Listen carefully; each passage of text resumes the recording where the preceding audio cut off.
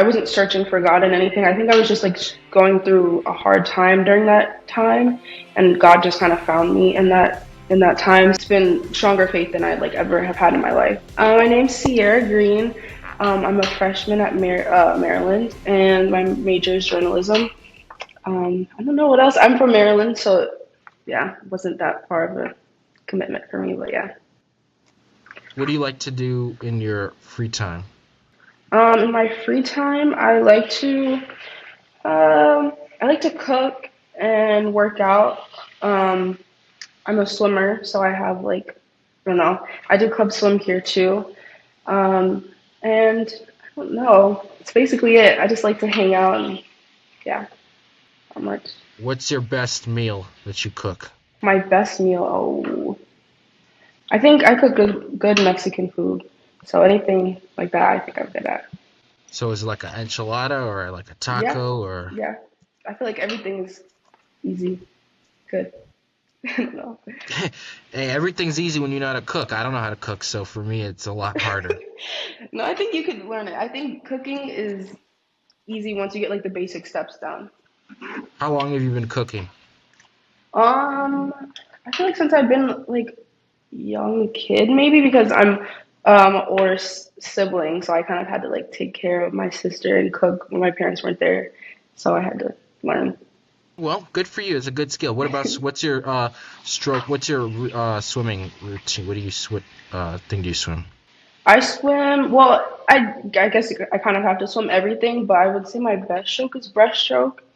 So yeah, swimming's fun for me. I haven't. It's not the same, obviously, as it was in like high school or anything competing, but club swim has been fun here to just go to practice. Okay, awesome, cool. Well, let's kind of transition a little bit. Talk about your faith. I Okay. see you have the cross necklace, so I'm assuming that Mhm. faith is something that's kind of important to you. Kind of to start, Sierra, give us like a brief, big picture overview of your faith journey. Have you been kind of religious your whole life? Did you pick it up later in life? Kind of give us a brief overview of that. Okay. But I went to Catholic schools my whole life, so I like knew of God through like theology classes and stuff like that. But I don't think I really like started a real faith journey until I got older, maybe like 2020, 2021. So maybe I was like 13, 14 when I felt like I really like needed God and started on a deeper path. So, what kind of changed at that time that you felt like you needed a relationship with God? I don't think I realized that I needed it. It just kind of happened almost like out of nowhere. Like I wasn't searching for God in anything. I think I was just like going through a hard time during that time, and God just kind of found me in that time. So then from there, it's been on and off journeys, but it's been stronger faith than I like ever have had in my life. Now, you mentioned some struggles there. Has there been a time in your life where your faith has kind of helped you to see a victory in your life? I think honestly, faith helps me like every day see little victories too. I think sometimes like there's obviously like bigger victories that we'll see throughout like a certain thing that we're praying for, like hoping to see in our lives. But I think faith helps me like every day just to see little goals and like happiness in areas that without faith I didn't really see before. So I would say that. What's an example of a little thing that faith helps you see?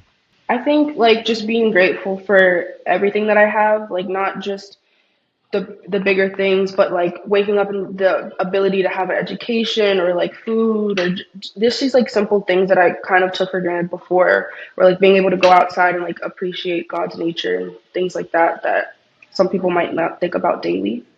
Yeah, I mean, we take for granted the little things of like Yeah, waking up, being able to yeah, breathe, being able to have another day on the earth. So I think the little yeah, things are, in some ways, the big things. yeah. Cool.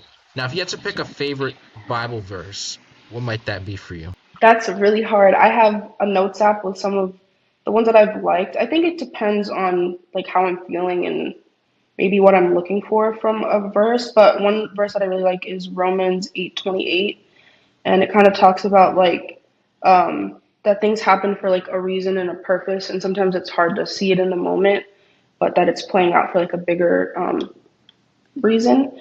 I don't know. I have a lot that I really like. I think I really like Matthew, and I think I have a lot of verbs from like Psalms and Proverbs that I like too that just get me through like whatever I'm going through. So when you read scripture, you kind of have a running list of the verses that you like, and then you kind of add it.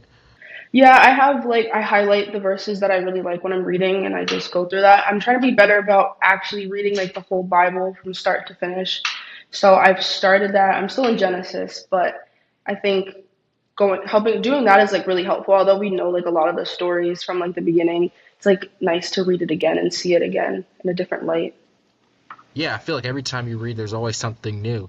Do you Yeah. have? I know you're kind of going backwards, but do you have a favorite story or passage in the Bible in general? Maybe something you learned in school or. Mm, I don't know if there's a, I think a story that I like is like the birth of Jesus and kind of just everything that has to do with Mary. I feel like is really important, especially at my school. Like we had I was like at an all girls Catholic school, so we had a lot of like importance on Mary. So I feel like all the stories that have to do with her and like the birth of Jesus and her like time being pregnant, I think is like a important story. What was your experience like at an all-girls Catholic school? Was it so? What do you Yeah. do to kind of build your own faith life besides, reading scripture? Do you attend church? Are you involved with that? I That's what I really need to be better at. I want to start like attending a Bible study or a church or something to have more like a community when it comes to faith. But I think right now a lot of my faith is just like on my own, whether it's like scripture or like just prayer. I don't know. I need to be better about doing like community events, but yeah, most of it is just like alone right now. Yeah, that's fine. Everybody's at their own place. You swim, which Mm, is a tough sport, at least for me, because I can't. I don't know how to swim. really? I don't. Well, I can, Gosh. get out of water, but like that's it. What goes into preparing for like a meet? Oh, I feel like preparing for a meet honestly starts like the night before because I mean there's different routines. I think it depends on what stage you are in like swimming, like how serious you're taking it. But sometimes your coaches will talk to you about like nutrition. So like eating like a lot of carbs the night before, it kind of starts there.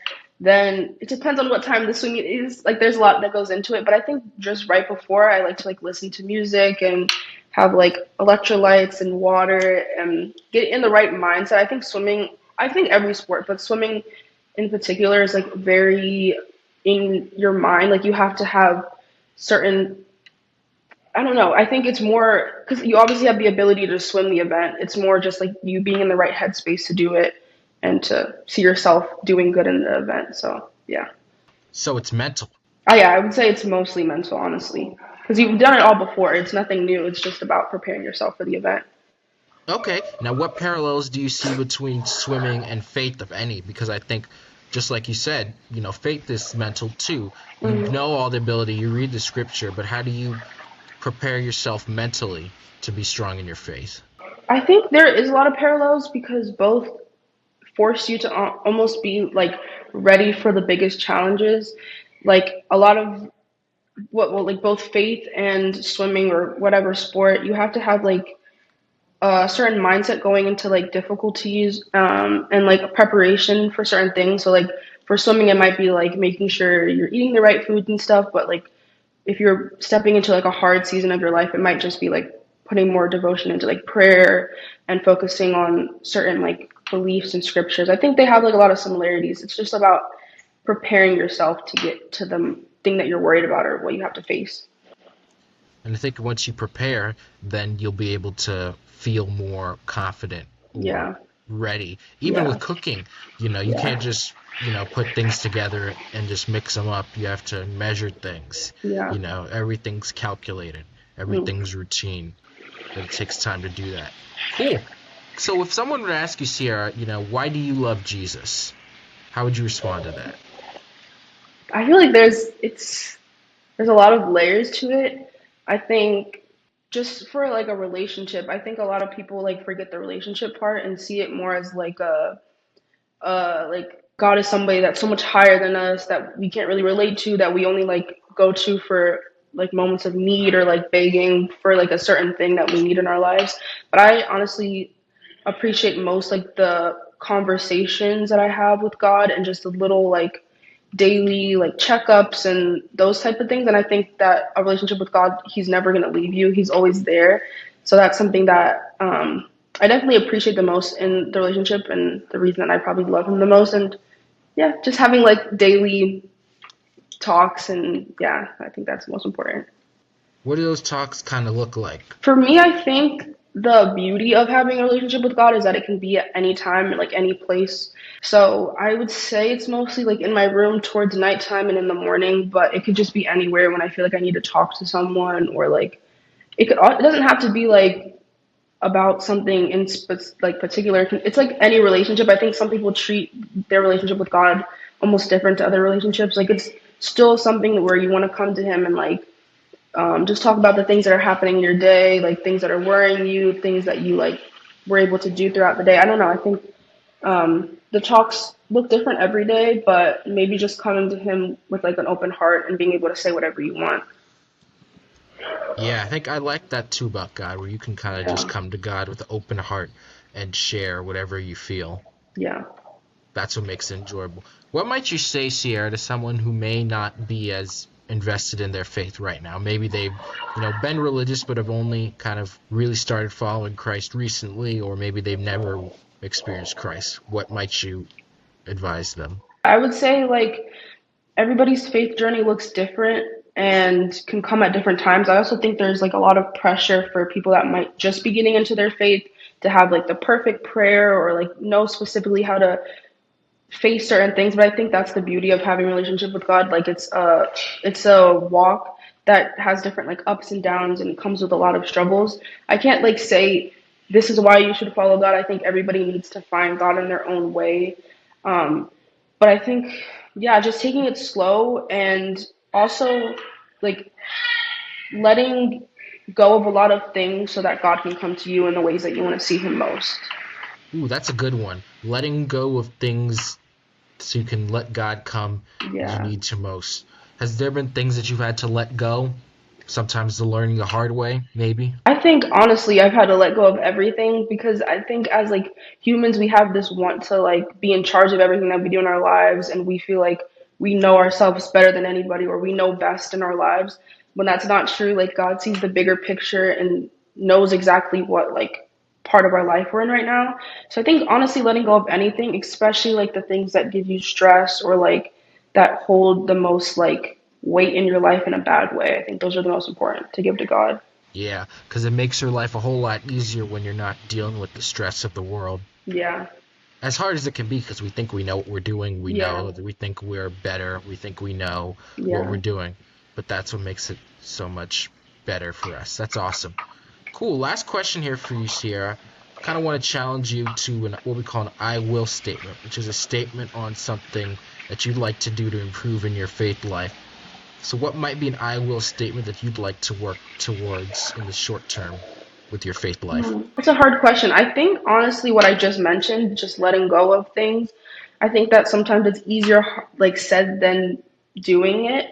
I think also, like I said, to let go in every area of your life. Like I think in certain areas of my life, it's easier to let go and let God, but in some ways, it's like I still want to hold on to that, or I still want to like be in control. So I think letting go of like everything, because even in like the smallest ways, I see the most like change, like positive change, when I just let go and let God do what He needs to do. I think that's honestly the most, like the thing I need to work on the most. And letting go is hard. Like I said, I think God came to me in like the right time. Like, I mean, I think during the pandemic, a lot of us were struggling, and we had also a lot of like free time on our hands that we had never had before. So God just kind of came to me in the right time, and it worked out because I know like enough about the Bible and about God to like have a prayer life and kind of start that relationship. But it really just started with God coming to me. I was like at the time I was struggling a lot with anxiety, so giving it to God, like seeing Him change in my life was really positive and helpful. That's kind of a nice bookend because you talked about Romans 8:28, all Yeah, things working together for good. Who would have thought that during a pandemic anything good would come out of it? yeah, But that brings you closer to Christ, and in that you had to let go of temporarily of things that you were doing before the pandemic. yeah, We weren't able to be in person, we weren't able to do lots of things that we were used to. but it's letting go and appreciating the small things. Nothing's too big for God, and nothing's too big to give God thanks for. I appreciate your time, Sierra. Thank you so much for sharing about your faith journey, and hopefully we can bring you back on soon. Thanks so much. Thank you.